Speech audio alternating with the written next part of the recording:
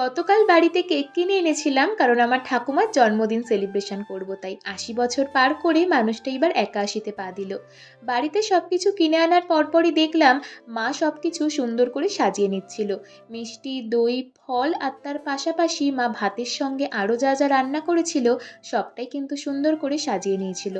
আর আমি যে কেকটা কিনে এনেছিলাম আমি সেই কেকটা সাজাচ্ছিলাম। আচ্ছা, কেকটা কেমন হয়েছে তোমরা কিন্তু অবশ্যই জানিও। আর তারপর কিন্তু বাড়িতে অনেকেই এসেছিল। এই কাকি যেমন আমার ঠাকুমার দেখাশোনা করে। দেখো নিজের হাতে বাড়িতেই কত সুন্দর ফুল দিয়ে ফুলের তোড়া বানিয়ে এনেছিল। আর তারপর কিন্তু আমার মা, বাবা সবাই ঠাকুমাকে পায়েস খাইয়ে দিচ্ছিল। আর জানো তো আমার বাবার বাড়ির পরিবার কিন্তু অনেক বড়। যেমন আমার ঠাকুমার অনেক জা আছে। সবাই এসে কিন্তু ঠাকুমাকে পায়েস খাইয়ে দিচ্ছিল। আর তারপর কিন্তু আমার ঠাকুমা কেকও কেটে নিল। আর এই হচ্ছে আমার ঠাকুমা। আর তার সঙ্গে আমার আরও ৩ ঠাকুমা, মেজদি, সেজদি আর ছোটদি। আর তারপর কিন্তু আমি সবাইকে কেক আর পায়েস দিচ্ছিলাম। আর এই হচ্ছে আমাদের বাড়ির ঘন্টু, ওকেও কেক আর পায়েস দিয়েছিলাম। আর তারপর কিন্তু আমরা সবাই লাঞ্চ করে নিয়েছিলাম।